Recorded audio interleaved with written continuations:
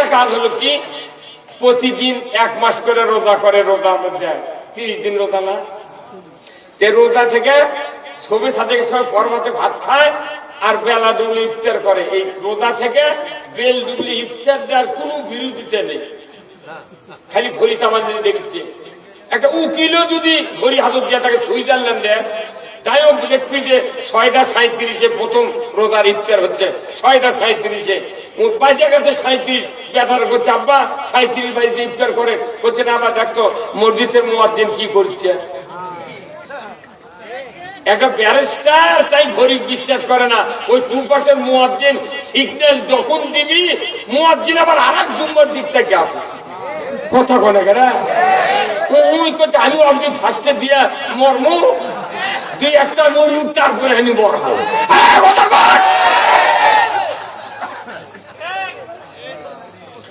হাতত ঘড়ি থাকে, মোবাইল থাকে, রোজার মধ্যে কেউ বিশ্বাস করে না, খালি কয় মুয়াজ্জিন। তার মানে কি, রোজা এমন একটা ইবাদত সবাই মিলে একসাথে ইফতার করতে হবে। তাহলে রোজার থেকে আমাদের শিক্ষা গ্রহণ করতে হবে। রোজার মধ্যে আমরা একসাথে তারাবি পড়ি, একসাথে বেতের নামাজ পড়ি, একসাথে ইফতার করি, একসাথে সেহরি খাই, একসাথে আমরা এই পুরো রমজান অশ্লীলতা আমরা বন্ধ করি, ধরে বলুন ঠিক কিনা। সেই রোজা সামনে আসতেছে, আসতেছে না? এই যে রজব চলে গেছে, এখন কি মাস? শাবান। এরপরে রজব হলো পিটেস, আর শাবান হলো টেস্ট, রমজান হলো ফাইনাল।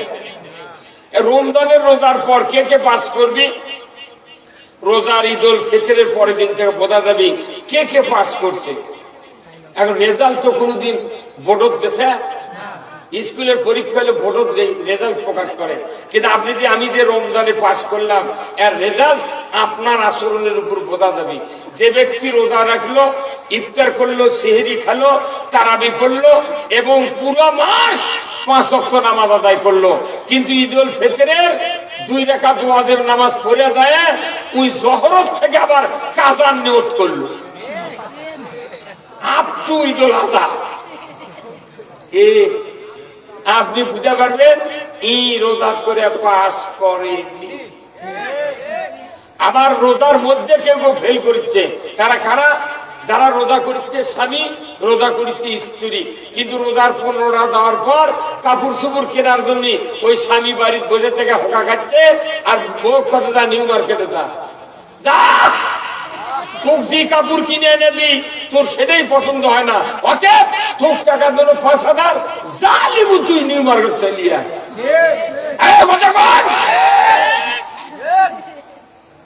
এরকম বউ তো এই দিক নেই। না না, এটা খালি নিউ মার্কেটে থাকে, অত সদা নয়। রোজা করা ফরজ, পর্দা করা তার চেয়ে ফরজ। রোজা যদি আপনি বাদ দেন আপনি গুনাহগার, আপনার স্ত্রী কোনো ক্ষতি হবে না, কিন্তু আপনার স্ত্রীকে যদি আপনি পর্দায় না রাখতে পারেন, ইচ্ছা মতো যদি মার্কেটে ঘুরান, তাহলে আপনার স্ত্রীর কারণে 5 জন পুরুষ জাহান্নামী হয়ে যাবে। এই কথাগুলো যদি মসজিদের ইমামরা, এই শহরের মোট ইমাম যদি বলে যে আপনারা আমার মুক্তাদি, খবরদার স্ত্রী গান মার্কেটে যাবার দেন না, ওই ইমামের চাকরি থাকবে। এগুলা কথা কয় না রে পাগল, ওই খালি সুবহানাল্লাহ। কেমন কোন দিন হবে আমি জানি না,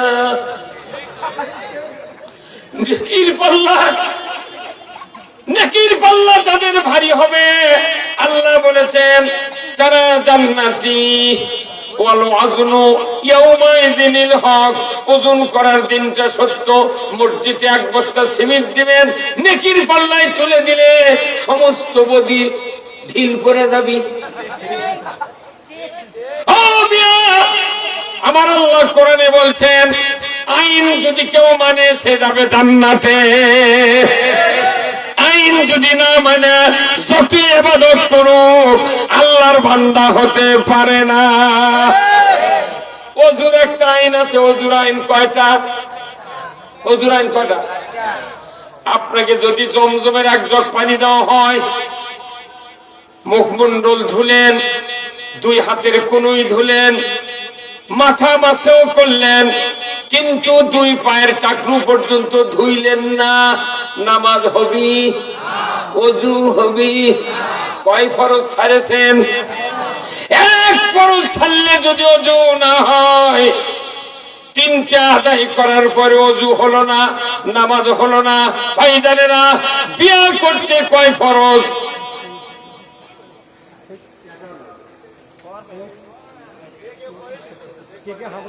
ইদি বোধহয় বিয়ে করা মানুষই নেই।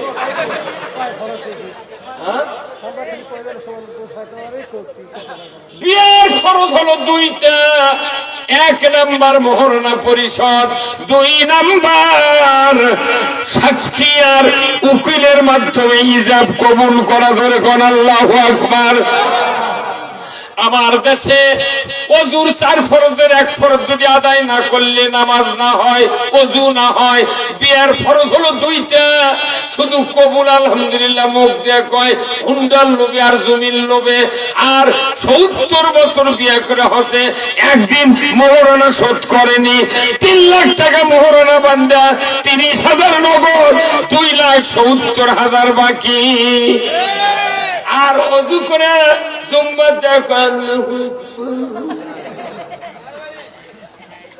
কথাই মুসলমান। যত মা বোনেরা আছে আমাদের দেশে, এই মা বোনেরা যদি নগদ বাকি বুঝতো, তাহলে উকিল যখন বলেছে এত টাকা নগদ এত বাকি, চাইবে মাত্র দিতে বাধ্য থাকিবে।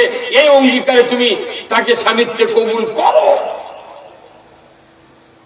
ওই মেয়ে যদি নগদ বাকি বলতে না, ওই যতই মূর্খ মানুষ হোক, ওইকে নগদ বাকি বলতে না। তুই তো শুনলু 3 লাখ টাকা মোহরানা বান্ধিছে, 30,000 নগদ, 2,70,000 বাকি।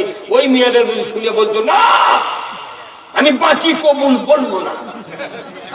ওর দুপুরে খাওয়া মিস, পালসার মিস, ওই মুখ মুছতে মুছতে চোখ মুছতে উঠে তুলে দেবে। এই শাখার ইউনিয়নে 10টা মেয়ে যদি 10টা বরফ যদি খালি এইভাবে ঘুরে দেয়, 11 নম্বর বর আসবি, তাই বলবি যে বকুল বাজারের ধারত 2 শতক জায়গা আব্বা বেচে আমার পকেটত দেন, আমি টাকা ছাড়া বিয়ে করতে যাব না।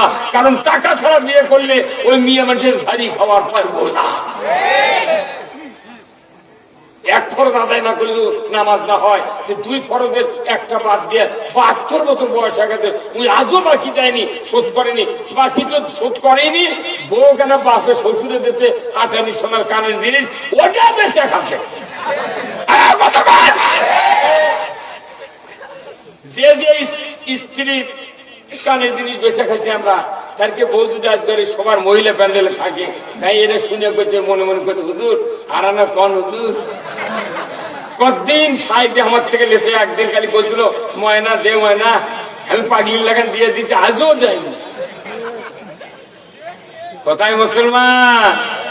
তাহলে এই দুনিয়ার শান্তি 1 নম্বর হলো দাম্পত্য জীবন, 2 নম্বর হলো সন্তান পালন, 3 নম্বর হলো ঈমান আনা, 4র্থ নম্বর আল্লাহর হুকুম নামাজ আদায় করা, 5ম নম্বর হলো সুদ না খাওয়া, 6ষ্ঠ নম্বর হলো আল্লাহকে ভয় করে চলা, 7ম হলো রসুলের আদর্শ মানা, 8ম হলো চুরি না করা, 9ম হলো জেনা না করা, 10ম হলো ঘুষ না খাওয়া, 11 বারটা আপনার হচ্ছে আপনার আল্লাহর নবীর তরিকার মতো চলা। এইভাবে যতগুলো ইবাদত আছে, এই প্রত্যেকটা মসজিদের দরজার একটা তালিকা টাঙ্গে দেওয়া লাগবে। এটা হলো রসুলের আদর্শ, এটা হলো শয়তানের আদর্শ। প্রত্যেক মসজিদের দরজার যদি এইভাবে 2টা চাপ টাঙ্গে দেওয়া থাকতো, মানুষ যা ওটা পড়ে পড়ে বুঝতো। কিন্তু এমন মুসলমান, এমন ইমাম আমরা, এমন মুক্তাদি বানাচ্ছি যে কোনো চাপ নাই, কিচ্ছু নেই। বক্তৃতা যা শুনে মসজিদ, যেমনি একটা মুসল্লি শুক্রবারের বক্তৃতা আছে, ওনার স্ত্রীর কাছে যেমনি একবারও কয়নি। এবং কি কথা গেল কথা, ওই জানে মৌলবি বক্তৃতা করছে যে স্ত্রী ভালোবাসা লাগবে, স্ত্রী মারা যাবে না। এই কথা কি উনি আছে বয়স সাথে গপ্প করবে? উনি তো ওটা করলে উনি বের করবে না। আমার বাড়ির থেকে টুই মার দিয়ে জুম্মার যায় না, টুই মার দিয়ে জুম্মার যায় বাড়ির থেকে, তাহলে বউ কবি তুমি না টুই মার দিয়ে মুন্সি হলে আজ আমার বাড়ির থেকে।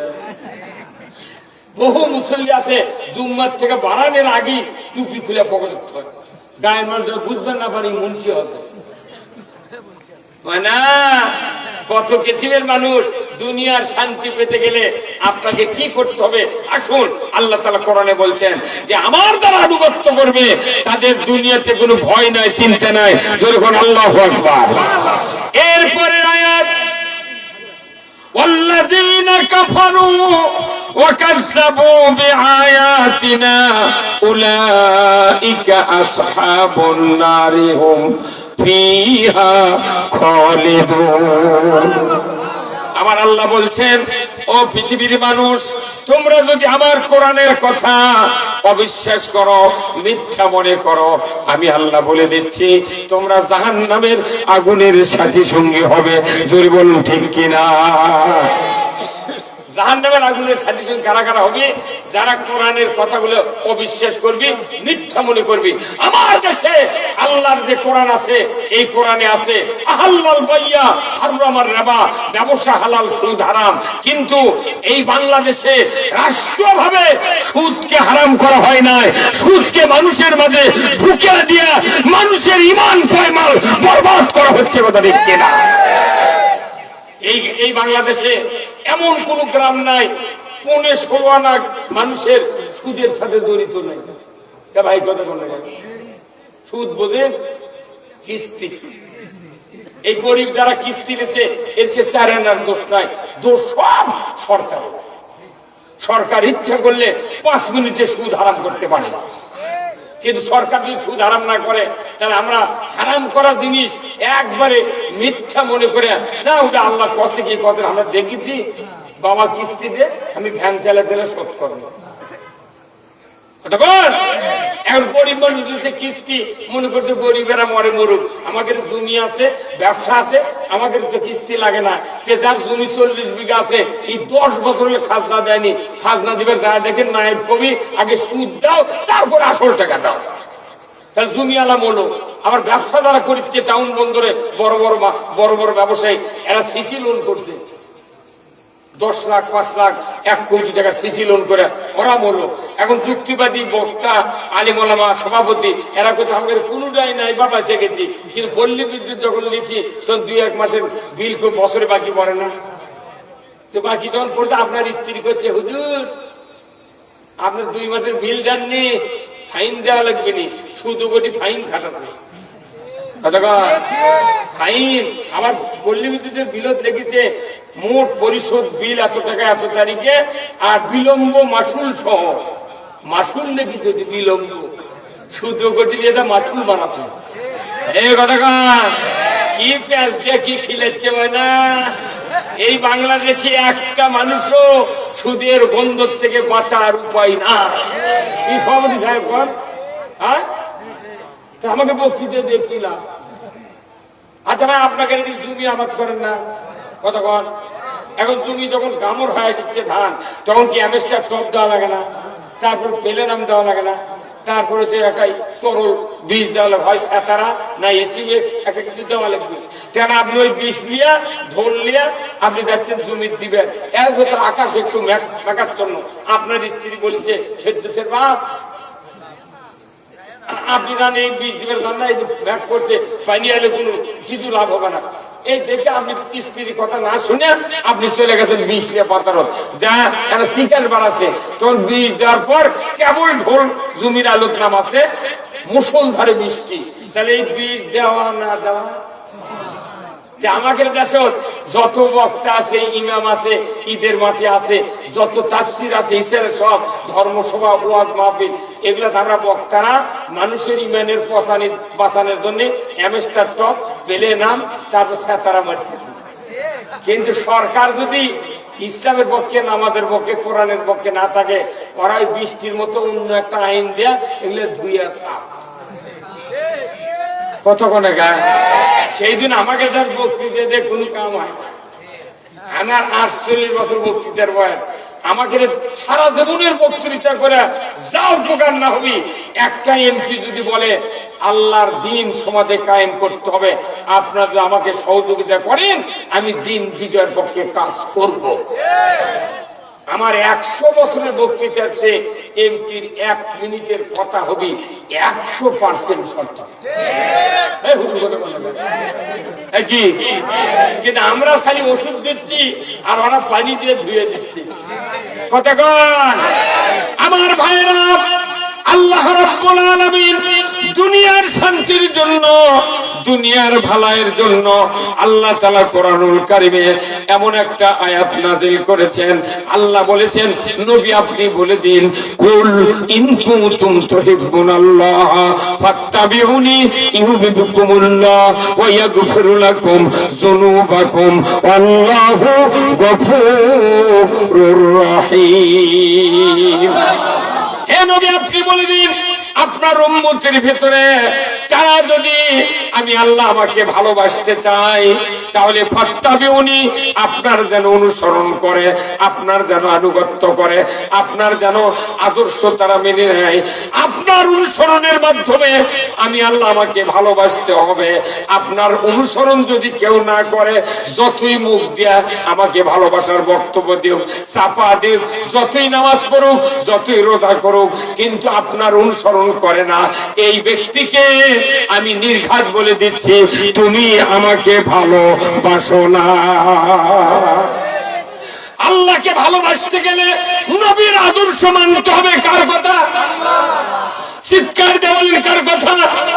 আমার আল্লাহ বলছেন, নবীর আদর্শ মানার ভেতর দিয়া আমাকে যারা ভালোবাসবে, আমি রব্বুল আলামিন বলে দিচ্ছি, ইউহিব্বুকুমুল্লাহ, আমি রব্বুল আলামিন ওই বান্দা বান্দীদেরকে ভালোবাসবো।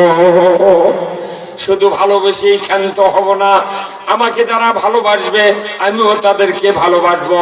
শুধু মুখে মুখে ভালোবাসা নয়, আমি ভালোবাসা এমন ভালোবাসা বাসবো, আমার আল্লাহ বলেছেন, ইয়াগফিরু লাকুম যুনুবাকুম, আমি রব্বুল আলামিন তাদের জীবনের সব গুনাহ মাফ করে দেব। তারপরে আল্লাহ বলছেন, আল্লাহু গফুরুর রহিম, আর আমি আল্লাহ সবচেয়ে বড় ক্ষমাশীল। জোরে বলুন ঠিক কিনা? আল্লাহ যদি ক্ষমা করতে চান, তাহলে আপনি ক্ষমা নিতে রাজি আছেন কিনা? হ্যাঁ, আল্লাহ বলছে আমি ক্ষমা করে দেবো, আপনাকে ক্ষমা নিবেন? কারা কারা হাত তোলেন তো দেখে, বুঝলেন? হাত। আচ্ছা, তাহলে ক্ষমা চাচ্ছেন, আল্লাহ ক্ষমা করবে চাচ্ছে, আমি চাচ্ছি আল্লাহ তুমি ক্ষমা করে দাও। তখন আল্লাহ শর্ত দিয়েছে, তোমার ক্ষমা করা হবে, তাহলে নবীর অনুসরণ করতে হবে। কার অনুসরণ? এই দাড়ি টুপি জুব্বা আর খিলাল করা, মেসাক দেওয়া, ওযু করা, উমরা করা, হজ করা, এতটুকু কি নবীর অনুসরণ? নবীর জীবনের টপ টু বটম 40 থেকে শুরু করে 23 বছর নবুয়তি জীবনের 63 বছর বয়সে উনি দুনিয়ার থেকে ইন্তেকাল করেছেন। পুরো 23 বছর জীবন উম্মতে মুহাম্মাদের জন্য, সারা দুনিয়ার মুসলমানের জন্য অনুসরণীয়, অনুকরণীয়। জোরে বলুন ঠিক কিনা? কিন্তু আমার নেতা, তোমার নেতা, আমার নেতা, তোমার নেতা, এরা মুখত কয়, কিন্তু নেতা নবী কে মানি না। নবী যদি নেতা মানতাম, আমার দেশের নেতৃত্ব রসুলের আদর্শ মাফিক হতো, নামাজ কায়েম হতো, সুদ বন্ধ হতো, চুরি বন্ধ হতো, জানা বন্ধ হতো।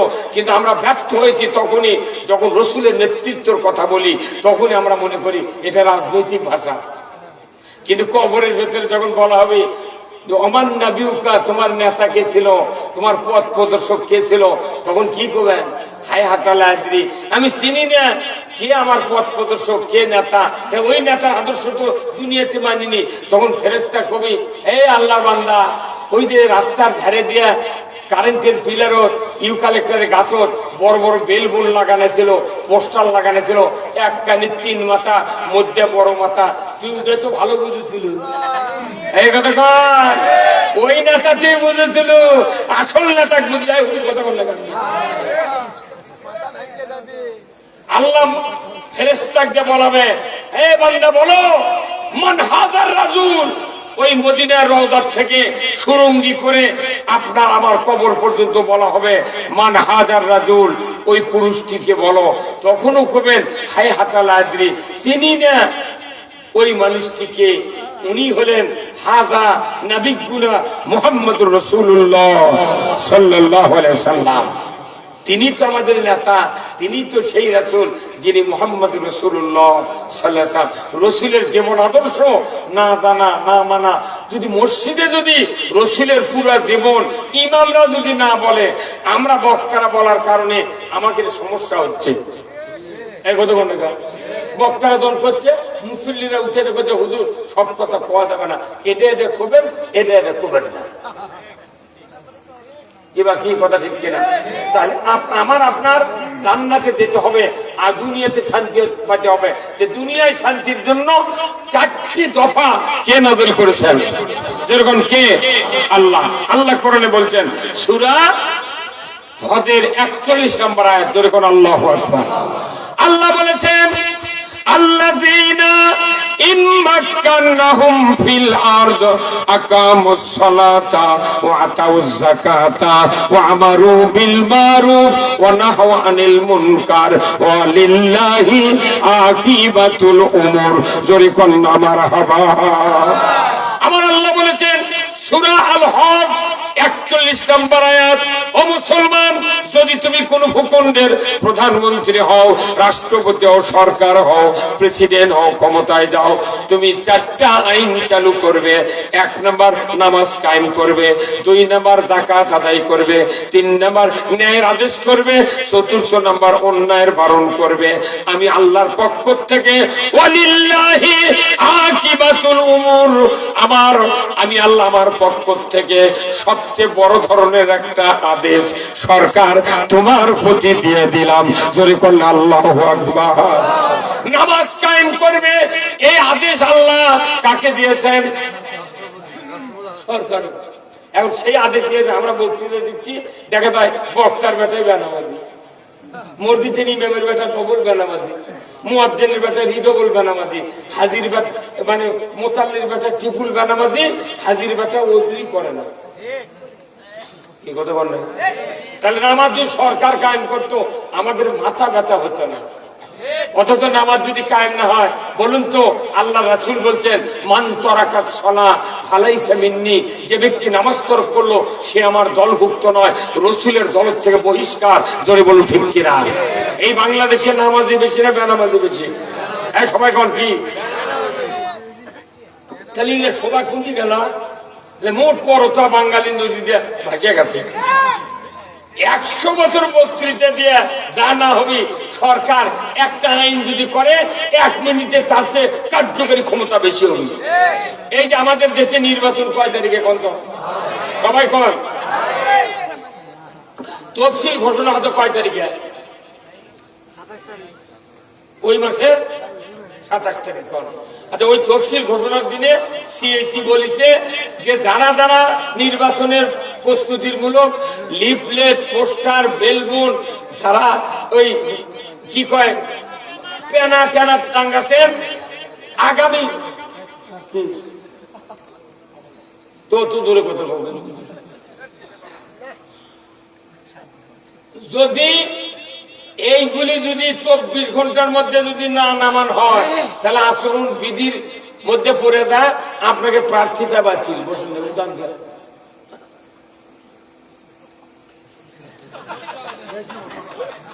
কথা বুঝতে পারলেন? আচ্ছা, এই কথা সিইসি কথা তখন প্রার্থিতাই দাঁড়াচ্ছে, তাইও রাত্রে তাই পোস্টাল চাইলে নামাছে। এই কথা কোন দেখা কিন্তু ওই আইনের আগে যদি কেউ কারো পোস্টাল চাইলে নামাল হয়নি, ও পিঠে মারে ফেলে দিল। সরকারের আইন ইনকাম হয় না। এই আইন কায়েমের জন্য আল্লাহ কথা যে সরকার যদি এগুলো আইন করে তোমাকে এত চিল্লান লাগবে না। আর সরকার আইন কায়েম করে না, আমাকে চিল্লানের কারণে আমাকে ধরে জেলের তোলে, গুম করে, ফাঁসি দেয়, ইটা করে উটা করে, কয় তোর কি টাকা পড়ছে, দেখ তা চলে চলুক, ওর বেটা বানানো মরবি, তোর কি?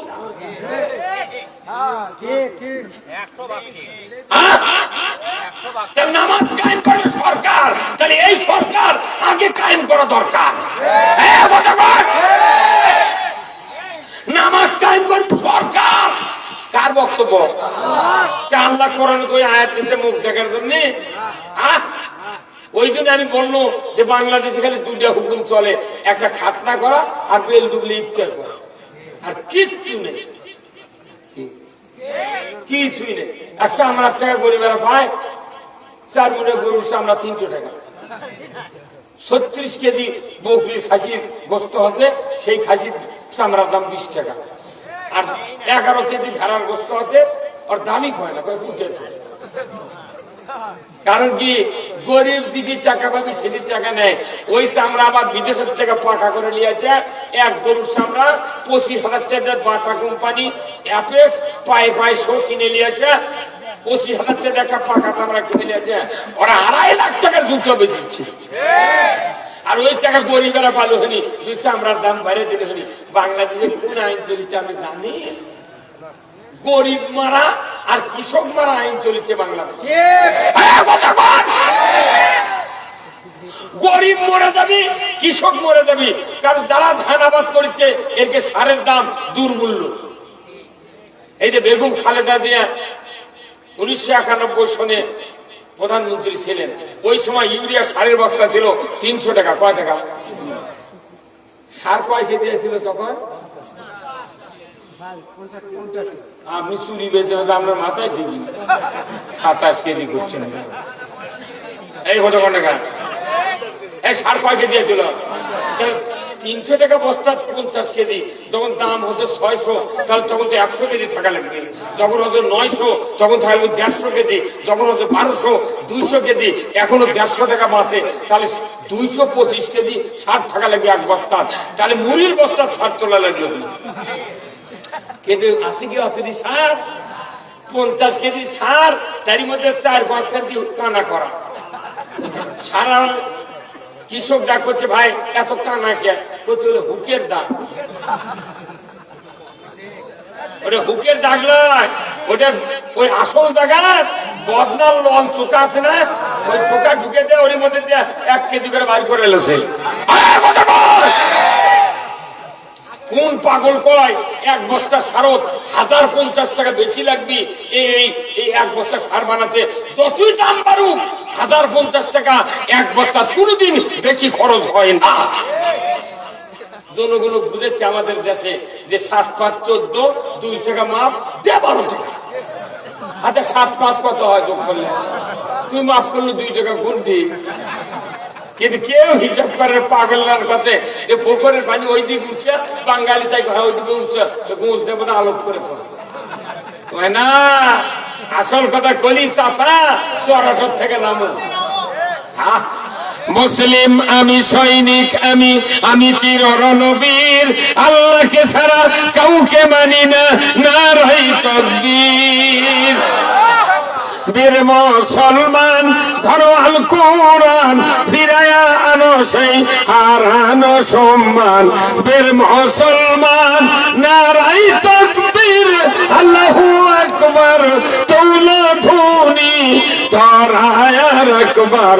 বীর মুসলমান ধরো আল কোরআন, ফিরায়া আনো সেই হারানো সম্মান। বীর মুসলমান আমরা বীরের জাত। কোরআন বিজয় না থাকার কারণে শিখে ইন্দুর বিড়াল আমাকে মাথা লাগতে,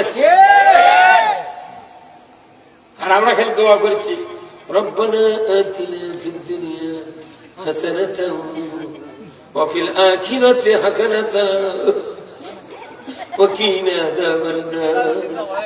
আল্লাহ কইতে যে কাজ করলে দুনিয়ায় শান্তি হবি, তুই ওই কাজের বিরোধিতা করে তোর দুয়ার কাম বাঁধনি শান্তি কায়েম হয়। এখানে শান্তি কায়েম করতে গেলে একমাত্র আল্লাহর আইন দরকার। কারা কারা চান আল্লাহর আইন? দুহাত তুলে আল্লাহকে দেখা। নারায়ে তাকবীর, নারায়ে তাকবীর। আল কোরআনের আলো দুনিয়ার মুসলিম, বগুড়ার মুসলিম, সদরের মুসলিম, গাবতলীর মুসলিম, লিল্লাহে তাকবীর। আমরা দেখি নিজের চোখে দেখেছি, এই একটা করে সারের বস্তা 150-200 টাকা, আমি 25 টাকা বস্তা ইউরিয়া কিনেছি। ধরা সালের 25 কেজি সার ছিল, তখন 25 টাকা বস্তা ছিল। সেই পাকিস্তান আমলে সেই সার 50 কেজি দিচ্ছে।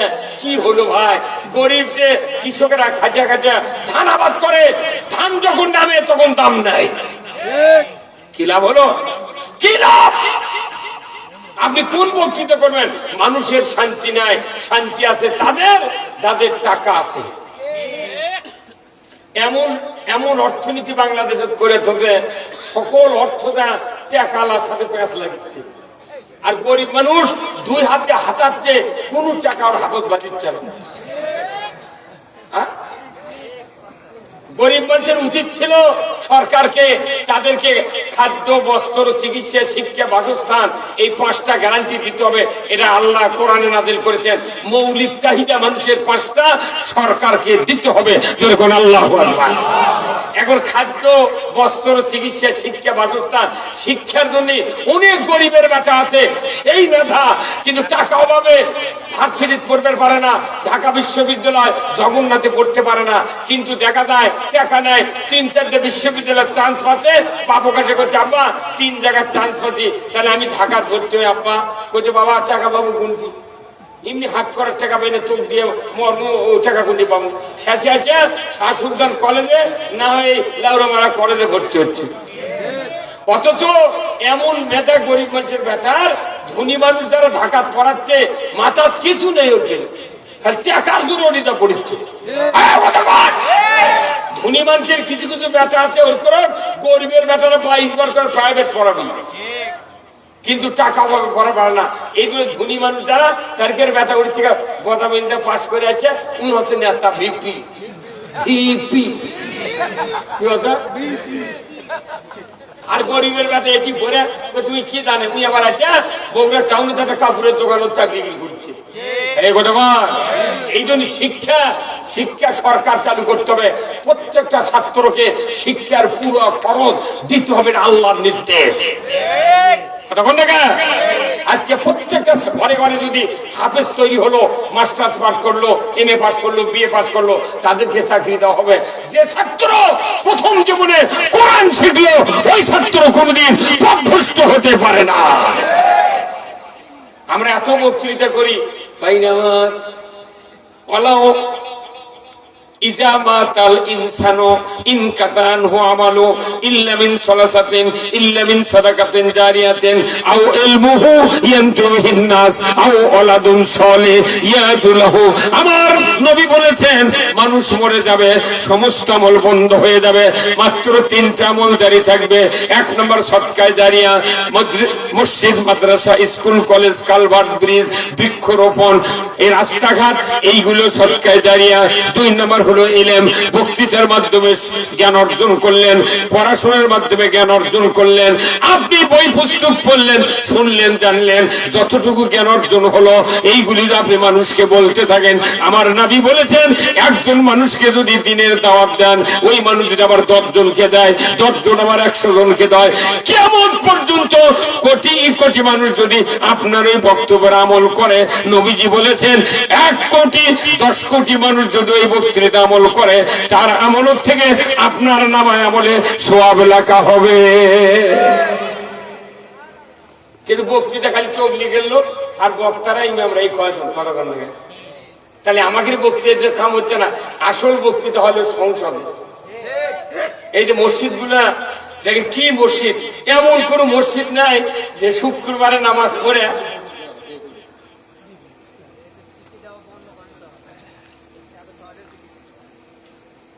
কোনটি থেকে বাঁধলাম, কোনটি লোক উঠে গেছে, কোনটি দেখলেন?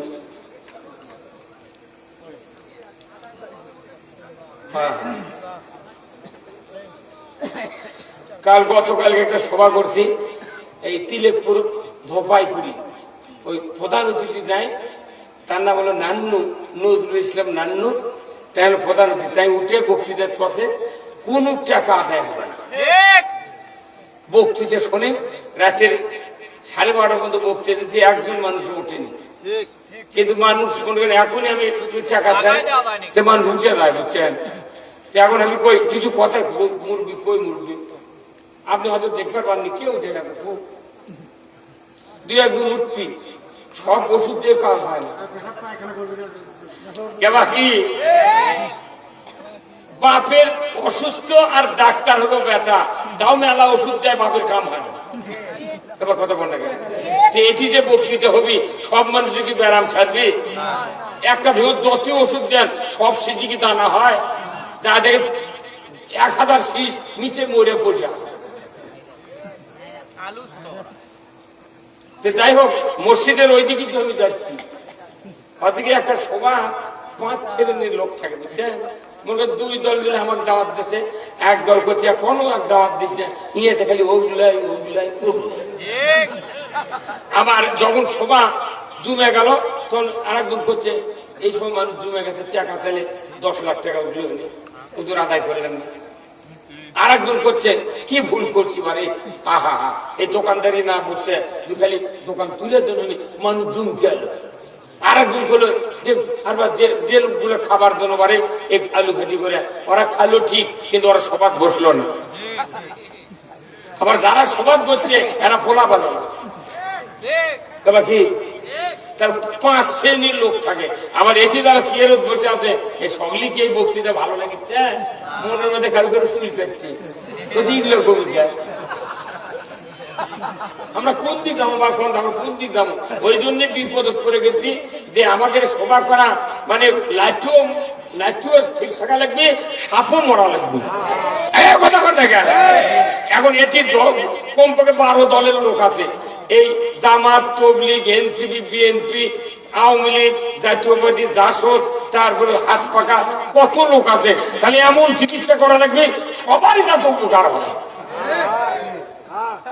কেউ তো উঠে করছে না যে হুজুর আমি নামাজ পড়ি আমার ব্যথা পড়ে না, আমি নামাজ পড়ি তুই আমার বউ পর্দার থাকে না, ব্যথা আবার কিস্তির টাকা লাগছে ওই নামাজ পড়ে না, এই মধ্যে মধ্যে বিড়ি খায়, কেউ কোন সভা দিতে করছে? কেউ কয়নি। তাহলে ওগুলো না জেনে আন্দাজে বক্তৃতা করা লাগছে, দেখা যায় সব মানুষের উপকার হচ্ছে। কিন্তু ওই দেবাশিসের কাছে যান, বক্ষব্যাধি দেবাশিস, ওই ডক্টর চিকিৎসা আছে, ওই খালি বুকের চিকিৎসা করছে। ডাক্তার শহীদুল, ওটা আমার মামা তো ভাই হয়, তো ওই যে হার্টের স্পেশালিস্ট, ওই খালি হার্ট করছে। বাকির কাছে যান, চোখ দেখিচ্ছে। কতক্ষণ না গা। আবার আনিসুর রহমান আসছিল খরমপুরে, ওই বাটু ডাক্তার, হাত দিয়ে গেলে হাড়া ভাঙ্গিচ্ছে, কাম করছে। কতক্ষণ গা। আবার আপনাকে টিএমএস এর ফজলুল হক আছে, নিউরোলজি, ওই খালি রক দেখিচ্ছে। কতক্ষণে গা। তাহলে যাই দি স্পেশালিস্ট, তাহলে আমার কোয়া লাগবে যে হুজুর আপনি খালি এক বক্তৃতা দেন, তাহলে তো সেটাই তো আমি আগে বলছি যে এটি লেখা আছে যে তু জাহানের কামিয়াবি হাসিল করুন। আমি যদি এই বক্তৃতা 2 জাহানের না করি, কিয়ামতের দিন আমার জিভে টানে বের করে আগুনের কেস দিয়ে গাছ দিয়ে দেখা সিলভার কাটে, আমার জিভে কাটে। এই জন্য আমি বলছি যে আগামী দিনে যদি ইসলাম ক্ষমতায় যায় কিংবা বিএনপি জামাত মিলে সরকার গঠন করে, যতদিন এমপি হবি আমার বাড়ির দাওয়াত দেবো, 2টা গরু জব করে সকাল 10টার থেকে রাত 12টা পর্যন্ত বক্তৃতা হবি। পুলিশ বিডিএ দিয়ে ওই এলাকা ঘেরাও করে নিয়ে এমপি করে খালি একদিন পরে রাত 12টা পর্যন্ত বক্তৃতা শোনাবো। এমপি গুলো শুনে পারলে জনগণের বক্তৃতা শোনাই লাগবে না। যদি এমপি শুনাবে দিবেন না আপনি, ওরা আবার শুনবি কে? আসল বক্তৃতা ওদের শোনা লাগবে। এমপি ঠিক হলে বাংলাদেশ ঠিক, 151 জন এমপি ঠিক, বাংলাদেশ ঠিক। আমাকে নিলে বক্তৃতার পর ভাই আপনার শোনেন তো, হাঁস চিনিন, হাঁস এই পাতি হাঁস, পাতি হাঁস যখন একটা ডিম পারে পারে শেষ হয়ে যায়, তখন পাতি হাঁস কি কুচে বসে না? যখন কুচার জন্য হাঁস পাগল হয়ে গেছে, এখন হাঁসের ডিম মোটা আপনি খায়া বেঁচে শেষ করছেন, তাহলে আপনার বউ করছে, তাহলে হাঁসের তো কুচা সারান যায় না, তখন আপনি বুদ্ধি দিচ্ছেন যে একটা ফোড়া লাখের এই মিনিটে ঢুকে মিনিটে বাদ কর করে পাওয়ার দড়ি লেগে 20 ধারক বান্ধে দিয়েছি। ওই 4 দিন বান্ধে ছুটে তাও কুচা ছাড়ে। পরে যখন আবার কুচার দেওয়ার লেগেছে, তখন আপনার গিন্নি করছে কি 8টা 12টা ডিম, মুরগির ডিম ওই পেটের তলেতে বাচ্চা ফেলেছে। 28 দিন পর বাচ্চা উঠছে, তখন আপনার গিন্নি ওই বাচ্চা আর ওই হাঁস সুদ্ধা টোকাতে বান্ধেছে 2 দিন। গাও যখন বাচ্চাকে ঝরঝরে হচ্ছে, তখন ওই বাচ্চা হাঁসদের ছাড়ে হাঁসের পাশে বাচ্চা ঘুরছে, মুগরির বাচ্চা মনে করছে এদের আমার মা। কত কনে কেনা কি মনে করছেন এদের মা? তখন হাঁসের পাশে মুরগি ঘুরছে, মানুষ দেখে আশ্চর্য হয়, কি রে মুরগির বাচ্চা হাঁসের পাশে, কি কুদরত আল্লাহ! কেন ওটা আল্লাহর কুদরত? তুই দিছু কি হাঁসের বেড়ার ছিল মুরগির? এখন এই হাঁস আর খোলা ঘুরতে ঘুরতে ফুস করে দেখে যে একটা কুড়ি আছে, ওই কুড়ির মধ্যে পানি দেখে 28 দিন পর্যন্ত হাঁস খোলা বসে থেকে ওর গাওটাও সেদ্ধ হয়ে গেছে।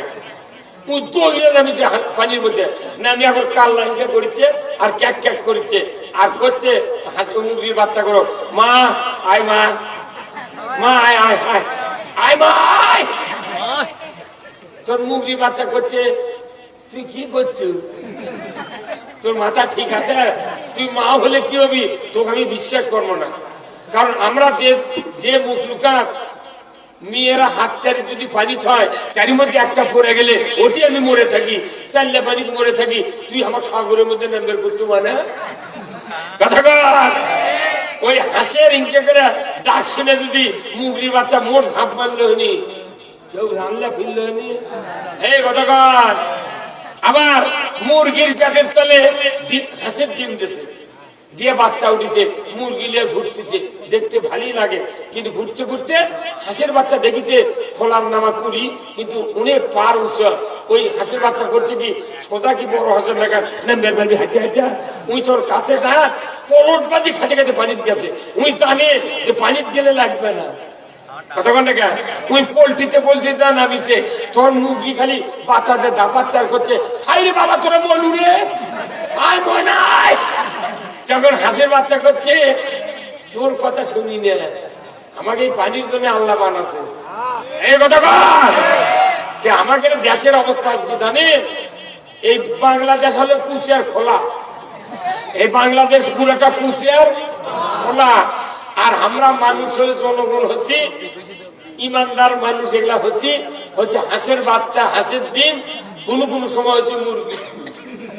আর সরকার হলো কুচিয়ার হাঁস, কুচিয়ার মুখ।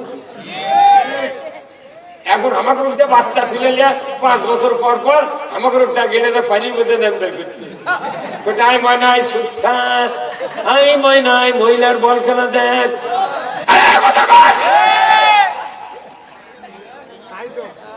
কি আপনার কথা কথা আল্লাহ এত শক্তি কোন আপনার, আপনি জোরে কথা কন না, অনেকক্ষণ দেখেছি আপনি মুখই খোলেন না। প্রথম আল্লাহকে খুশি করতে হবে, জবান দিয়ে জোরে কর আল্লাহু আকবার। নামাজ এত বড় ইবাদত, প্রথমেই বলা হয় আল্লাহু আকবার। আগে মুখ দিয়ে আল্লাহ খুশি করা লাগবে, তারপরে দেহ দিয়ে খুশি। আপনি মুখ খুলতে না পারেন, আমি দেখেছি টাউন বন্দরে যত মসজিদে আমি নামাজ পড়ছি, ইমাম সাহেব বকে মরে যাচ্ছে, মুখ দিয়ে ফেনা উঠে গেছে, একটা মুসল্লি হা হু কিচ্ছু ওই দিক তাকাই নেই। এই কথা কি সত্যি কোনো? আর আমি 47 বছর ইমামতি করছি, আমার মসজিদে স্লোগান হচ্ছে, ওরা জানে যে কথা না করলে বাটাম ফাটামি। আগে আল্লাহকে খুশি করতে হবে জবান দিয়া, জবান ছাড়া কোরআন পড়া যায় না, জবান ছাড়া আল্লাহ খুশি করা যায় না, জবান ছাড়া দরুদ পড়া যায় না, জবান ছাড়া মানুষের সাথে কথা মন ব্যবহার প্রকাশ করা যায় না। তাহলে জবানটা কে দিয়েছে? তাহলে আপনি যত আল্লাহর কথা শুনবেন তত সমর্থন করতে হবে, তাহলে আল্লাহ তাআলা আপনার জীবনের গুনাহ মাফ করে দেবে। কথা ঠিক কিনা? আমাদের দেশে এখন এমন একটা পরিবেশ চলছে, যদি কেউ হয়তো ধানের শীষের ভোট যাচ্ছেন আলহামদুলিল্লাহ, তখন করতে ভাই আপনি আমার কথা বেশি আসবেন না, আমি তল দিয়ে ঠিকই আছি। তখন করছে যে তুই কি চায়না জাল হচ্ছে মাছ মারা, পানির মধ্যে ডুবে তোলার মাছ ঢুকলো। এই কথা কর, মেলা মানুষ আছে এখন চায়না জালের মতো, ওই নির্বাচনে ভোটও চায় না, কোন পথে আছে উনিও বোঝে না, ওই করছে আমি চায়না জাল। যে সাহাবারা যদি চায়না জাল হাতে থাকলেও নি বদরের যুদ্ধ, উহুদের যুদ্ধ, তারপরে তবুকের যুদ্ধ যদি না করতো, এটি আমাকে এই ইসলামের স্বপ্ন দেখা লাগতো না।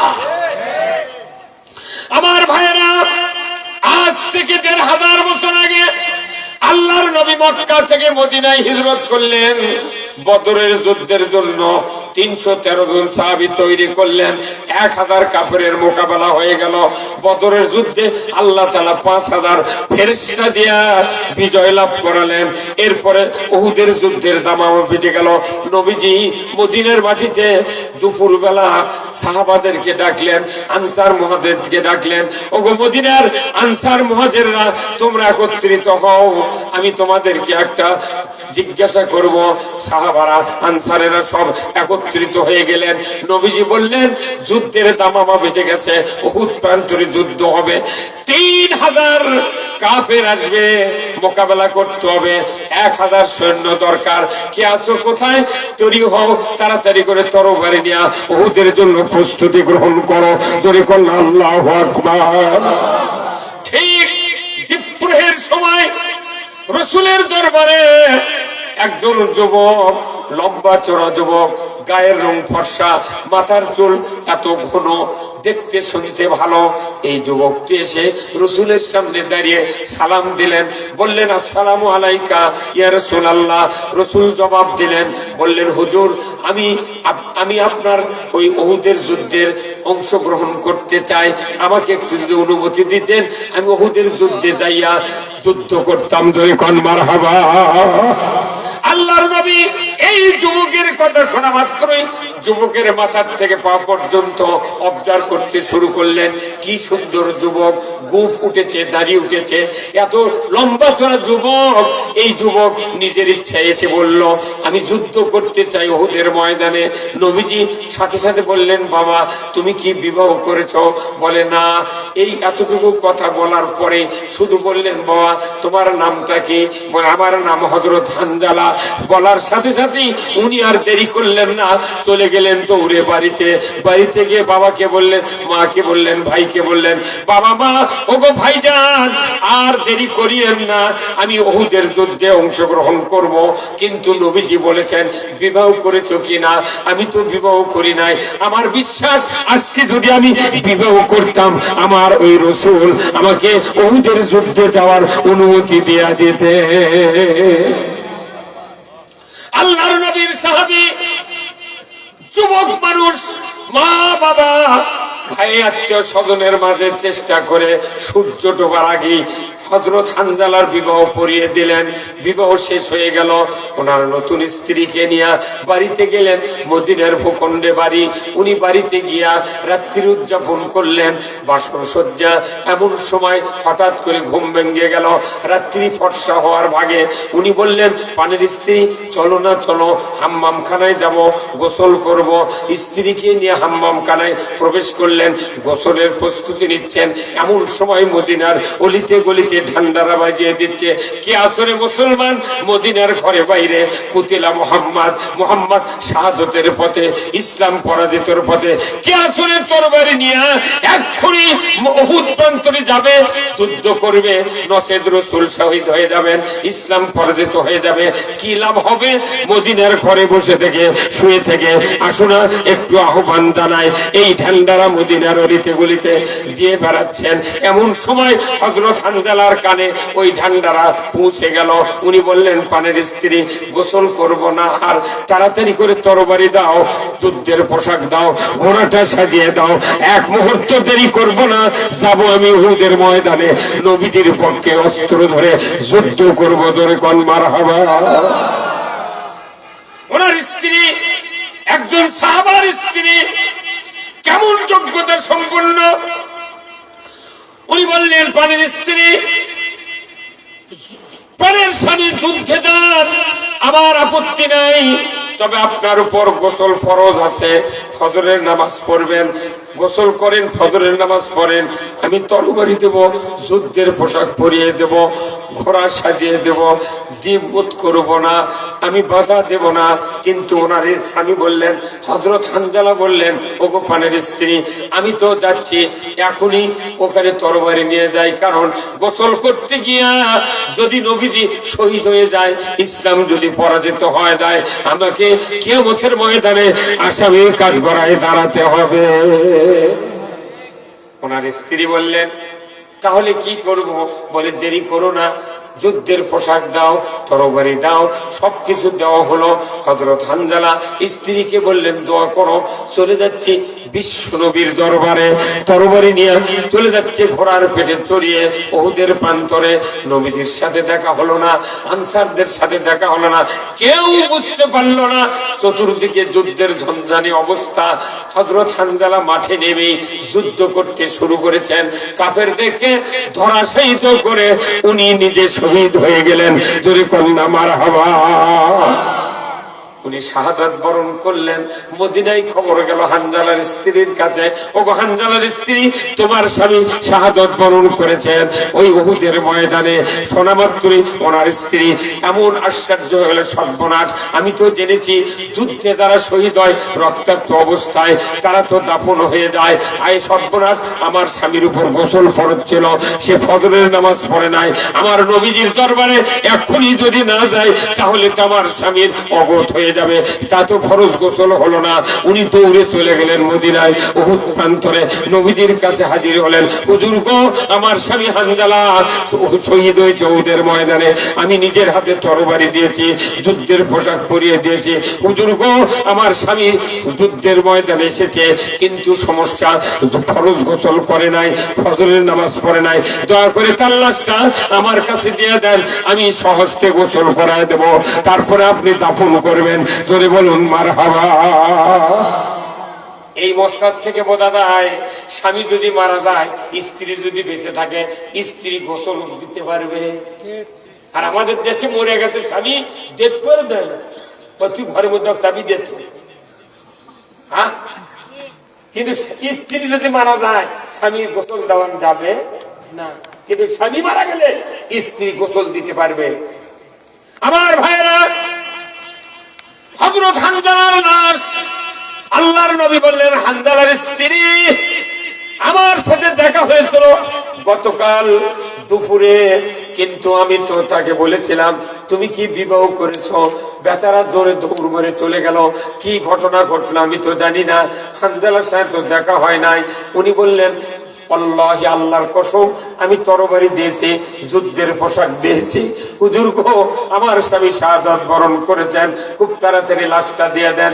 দেখেন তো আমার স্বামীর লাশ কোথায় পড়ে আছে।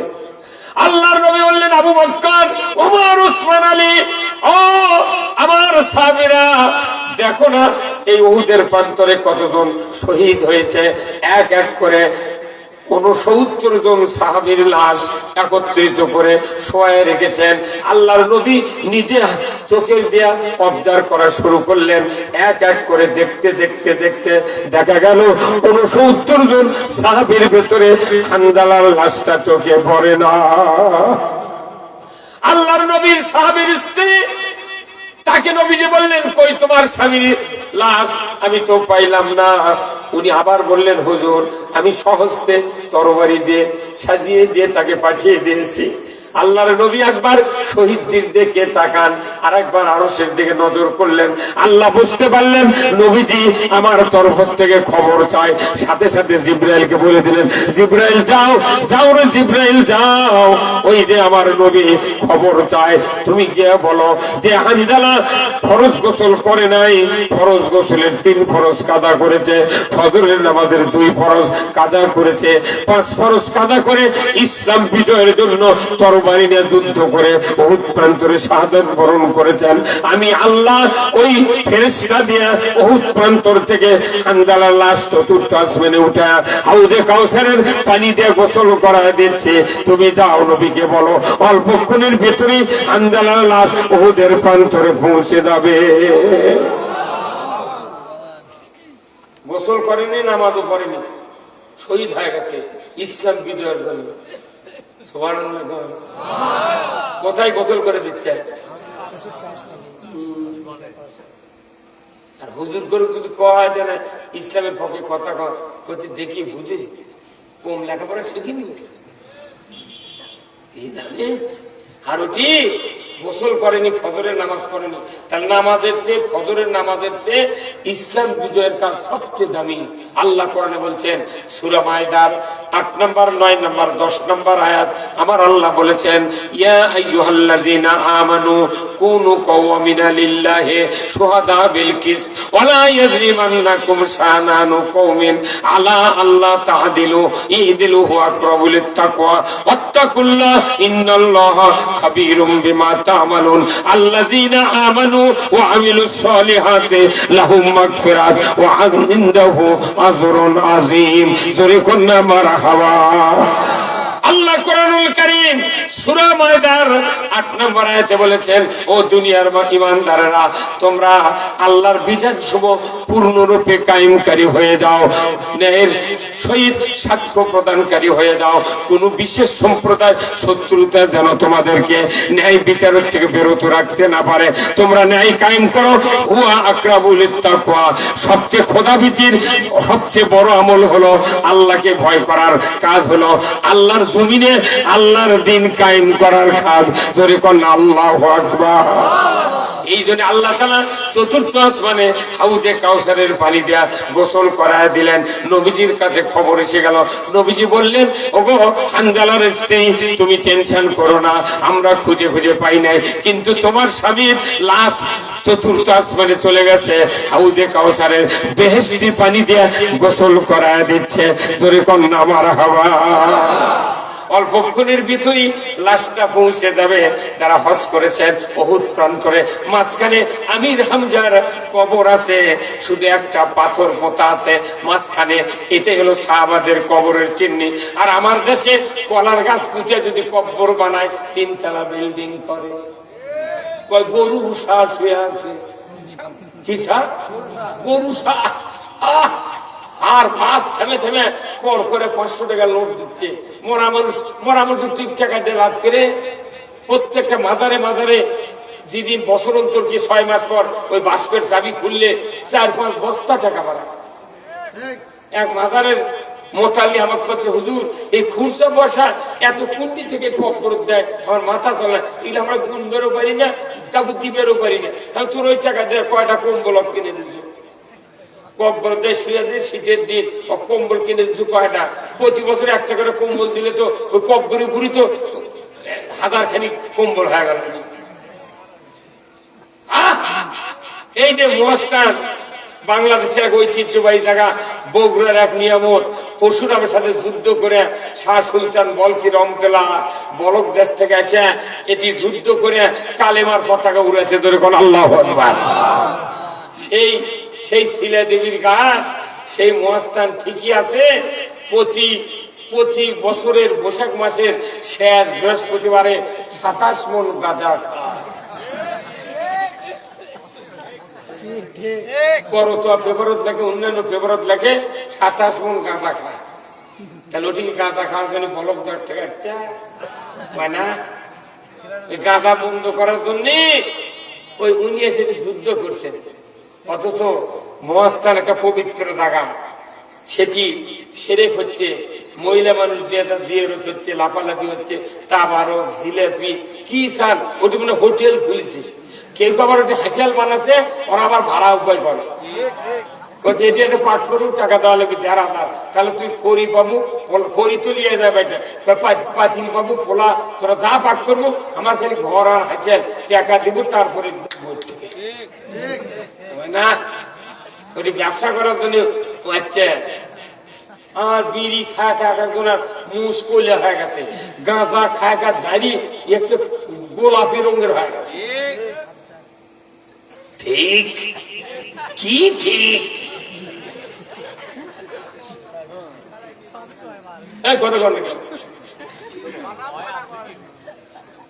আচ্ছা কোন একটা ডিসির পাশে কি কোনদিন একটা চৌকিদার কোনদিন নামাজ পড়ছে? অথচ এই একটা ইমাম, এই ইমামের পাশে 500 জন মুসল্লি নামাজ পড়ে।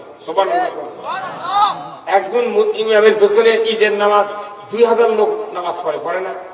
এই শুক্রবার দিন যারা আমাদের বাংলাদেশের ম্যাক্সিমাম, খালি আমার ইউনিয়নে একটা মসজিদ খালি কোটা চলে না, সেটা হলো ভাটরা মসজিদ। এই 8 বছর আকবর আলী খান চৌধুরী, শামীম চৌধুরীর বাপ, ওই গ্রামের বাড়ি। ওই একটা জুম্মা খালি কোটা চলে না। আর বাংলা আমার ইউনিয়নের 274টা মসজিদ আছে, সব মসজিদে কোটা চলে। আর ইমাম কি জানতেন, ইমাম 1000 লোক 500 লোক নামাজ পড়ে, তাই ডান দিকে সালাম ফিরায়, বাম দিকে সালাম ফিরায়। আল্লাহ নবীর হাদিস, ফরজ নামাজের সালাম ফিরানোর পর 4টা কথা অনুবাদ করা লাগবে মুখ দিয়ে। কি? প্রথম বলা লাগবে আল্লাহু আকবার, তারপরে 3 বার বলা লাগবে আস্তাগফিরুল্লাহ, আস্তাগফিরুল্লাহ, আস্তাগফিরুল্লাহ।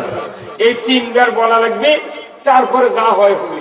কিন্তু আমার দেশের ইমামরা খালি ডান দিকে সালাম ফিরে, বাম দিকে সালাম ফিরে, তখনই করছে ডান দিকে কৌটো আছে, কৌটো না ছাড়ে, দেখো মেহেরবানি করে, মেহেরবানি করে কৌটো ছাড়েন। আমি দেখি, আমি 47 বছর ইমামতি করছি, আমি কোনোদিন কইনি কৌটা ছাড়ার কথা, তুই দিস দে না দিস না। আমি দেখেছি তল্লদের তাকে দেখেছি, যাই প্রথম কৌটো আগে দেয়, ইচ্ছা না পয়সা কোটা দেয় না। আবার যাই দেয় ইনকা 5 টাকার ওই কাঁচা টাকা নিয়ে এসে কোটা থাকে, এটি এটি কোটা ওই 1 ফুট উঁচের থেকে ফেলে দেয়। যখন ঠক করে সাউন্ড হয়, ডান দিকে তাকে চাচা কয়, চাচা শুনে বাঁচু। আবার বাম দিকে তাই কয়, ভাই শুনে বাঁচ। আল্লাহ দেয় শব্দ করে, আর বেটার চাকরির জন্য ঘুষ যায় লোক করে। এই বাংলাদেশে ইসলাম গেল ভিক্ষায়, আর দেশ গেল মানুষের আইনে। আওয়াজ ছেড়ে হলো কেন? আওয়াজ ছেড়ে হলো কেন? জোরে করা গুণ পাচ্ছে, শান্তি নাই, শান্তি নাই, শান্তি নাই রে। কি এই যে মসজিদ গুলো আমাদের দেশে আছে, 5 ওয়াক্ত নামাজ, বিকেল বেলা আসরের নামাজের আযান ওই ইমাম দিয়ে, মেলা মসজিদ আছে বাজারের কাছে, ওরা আকামুদ্দার মানুষ পায় না। খালি এই যে ভোট বেঁধে গেছে, চা খাওয়ার জন্য খালি একদল লোক খালি দৌড়াচ্ছে। দোকানদারও বুঝেছে, দোকানদার আবার ভোটের নেতারা কয়ে গেছে, চার রং খালি লাল হবে, চিনি বেশি দেবো। ওরা কত খাবি খাবে। হ্যাঁ, অনুরোধ করছি, এই যে মসজিদ গুলা আমাদের দেশে আছে, খালি যদি মসজিদে যে খুতবা তেলাওয়াত হয়, খুতবারই যদি মানে ইমামরা যদি বলে দিত, তাহলে বয়তুল মুকাররমের ইমামের তোলার লাগতো না। খুতবার যা বক্তৃতা হয় আরবি দিয়া,